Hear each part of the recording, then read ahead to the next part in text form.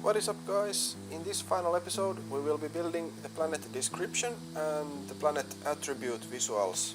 Here we will be using the planet details we gathered from the catalog, and finally we combine the data so that we have a text as well as a visual representation of the planets.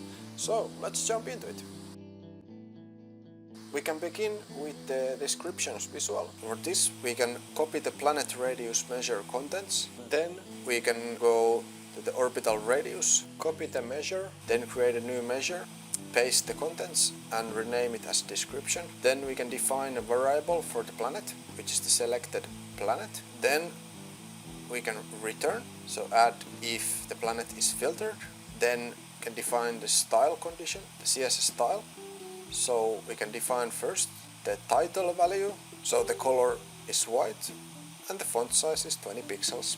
Then for the text body, value 2, the color white and the font size 15 pixels. Then end style, and we can call the div class for the title. Then bold, which is the planet variable, and then the div class value 2. For text body we can start it with the planet variable, then was discovered in, the selected discovery date or discovery year by the selected discovery method. Then it is a selected type planet which orbits the selected star type. Type planet which orbits the selected star type. Then add in the selected orbital radius, AU distance. So then we can define if the planet is in the planet's habitable zone. So we can go to the orbital radius measure and we can copy the habitable variable contents, then paste them into the description. Here I add the unknown type star and specify its value as is not known to be located. And for the yes and no, you can replace the yes with is located and the no with is not located. Then for the possibly values we can replace it with might be located. Then I remove the reference and then add the variable that this planet is located. Then add the variable after this planet and in the star's habitable zone of the selected habitable zone, which displays the distance. The planet is located the selected light years from Earth. Then join that with the selected exorbital period, so days or years, to turn around its star. Adding the else condition for the if planet is filtered as blank. Then I made a change to take into account the unknown type star. So here I removed the if the planet is filtered from top and then added if the selected star type is unknown type star and the planet is filtered. Then we can add the return content, except that where it says in the star's habitable zone off, we can remove the selected habitable zone as we don't really know that. And then define for the rest of the planets, if the planet is filtered, then add the whole return statement. Now we can go back to the report, adding the HTML visual to the square, and changing the font to DIN, aligning the text to center, then aligning it to fit properly. And now you can see that the planets change and we have the description for the different planets.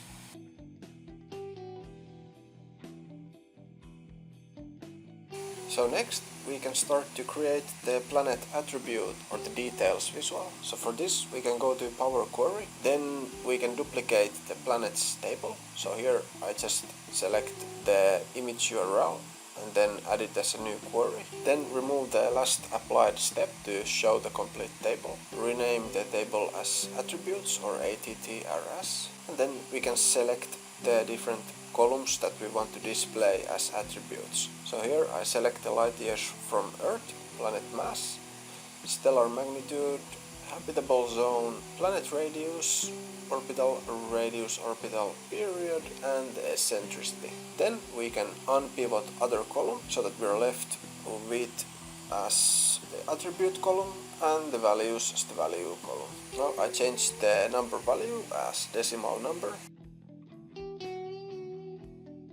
Then from the exoplanet radius column, replace the estimate with blank, so that we're only left with the Earth and Jupiter. Now we can apply the steps and go back to the report. So here I add a new filter visual to the details box, then apply the attribute as the field value, then go and remove the background, remove the title, go to the layout section, add max rows shown as 4, and then the columns shown as 2. And in the callout values, change the font color to white and make the text bold. Then from the buttons section, we can remove the border and the fill to only display the values. And now we can go ahead and create the measure, call it attributes, then create a variable value. Then we can go to Power Query, and from Power Query we can remove the duplicates from the attribute column momentarily, then copy the values, paste them into the measure, and creating a switch selected value and selected attribute from the attributes table. Then with the Alt and clicking, inserting the double quotes and commas, removed the column header attribute from the top. We can add the values to each attribute. So starting from the light years from Earth, we can add selected value, light years from Earth, then the selected planet mass, and then concatenate it with the selected planet X mass, so the planet multiplier, then the stellar magnitude, then the selected habitable zone, then the selected planet radius, and here also concatenated with the planet multiplier, then the orbital radius concatenated with AU, the orbital period also concatenated with the X-planet orbital period unit, so the year or the day, then finally the eccentricity. Then we can return the value, and next we can trim the values. So here I add the rounding function and then round it to 2 decimals, adding the rounding to everything except the planet radius and the habitable zone, as they already have fixed values. And then we can create a new variable, call it light years from Earth. Then here we will define the calculation for the attribute. So we can start by dividing and then calculate the sum of the light years from Earth, where the planet name is the selected planet name, and then we can divide that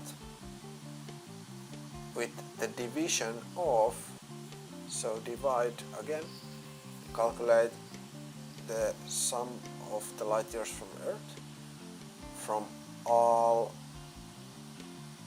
values from the planet's table, and then divide that by the count of the planets, so that we get an average light years from Earth, where select everything from the planets and then multiply it by 30 for a correct bar size. This way we get an average of the light years from Earth and compare it with the selected planet's distance from Earth. Now we can just duplicate this same process for all the attributes. So for the planet mass, just changing the values of the calculated functions to planet mass, and then changing the multiplier for the bar length to times 8 for correct length. Then the stellar magnitude, just changing values for the calculate, and then the multiplier times 4.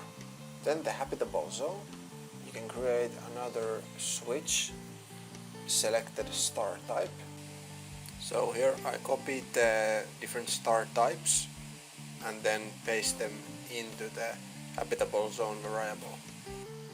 So here we just define a different multiplier for each star type.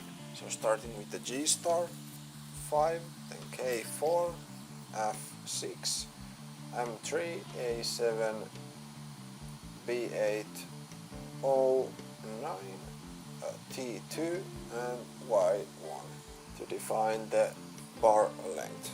Then for the planet radius, again we can use the average division, change the calculate values, changing the multiplier to 3. Then the orbital radius, we can first copy the same average calculation, change the values like we do in the other attributes.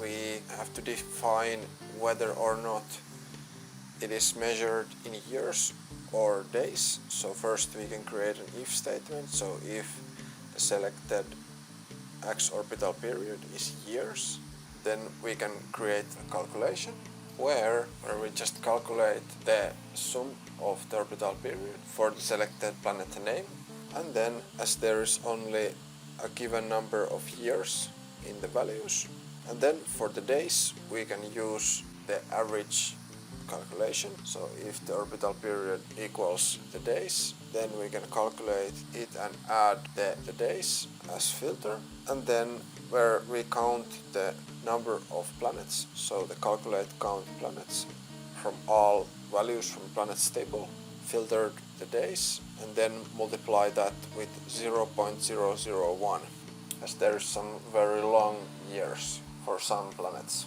Then finally the eccentricity, you can also create the same average calculation, change the values of the calculated functions to eccentricity, and then add the multiplier as 1. So now we can create the unit variable for the bars. So here we define another switch condition, so switch selected attribute, and then we can remove the old values. We can define if the light years from Earth is over 7, then we just add 7, so this is the maximum bar length, and otherwise we add the light years from Earth variable, which defines the bar length.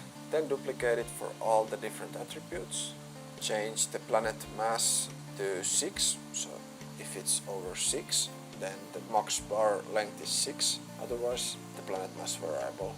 Because of the longer data label in planet mass, other values we can leave to 7. Then in the return statement we can define the bars, so another switch selected value selected attribute. Then here we can use the rept function to multiply a character. In this case we use a Unicode character a certain amount of times. There we used unit variable as multiplier. So here I just go and search for a rectangle, then I copy the Unicode value, paste it into the rept function, and then add the unit variable as the multiplier.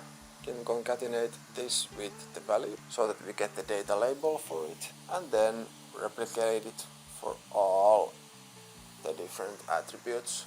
And now when we go, we can see that we have some bars in the details visual with the data labels, so we can make some small adjustments. So changing the font color to white, the font to DIN to get the bars display correctly, then making the font bold, changing the font to 11, and now when we change the planets we can see that the bars change accordingly and look correct. So now when the visuals are ready, we can place the filters to the report so that the user can drill down for specific planets and star types. So first we can start by renaming the star type on the left filter pane to star type. Here we use the default DIN font, 9 pixels and bold. Change it from the vertical list to drop down. Then where we have the orbital radius below the star type, we can move it to the distance from star visual, just next to the habitable zones sphere. Now we can go back to the left filter pane and duplicate the star type so that we have 5 filter slicers stacked in the panel. Now selecting the all, aligning them to the box. Then I add the discovery date to the top filter, rename it as discovery date. The next filter I leave as the star type. Then the third one, add the planet type. The fourth one, the discovery method. And the fifth one, the habitable zone. Now back in the distance from star visual, renaming the filter to orbital period and the AU unit. Aligning the filter.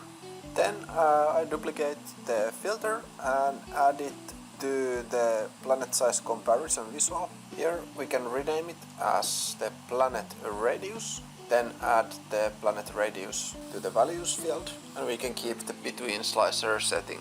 Then adding some final touches, aligning the filters, and now I just went to Google and searched for NASA logo and download one without background, and in Figma add it to the background, then shrinking the size, and then next to it adding the title for the report, and here I just rename it as NASA 5745 exoplanets, as that's how many planets they currently have in the catalog. Now grouped the title into the background and then exporting it once more, and back in the report adding it as the canvas background.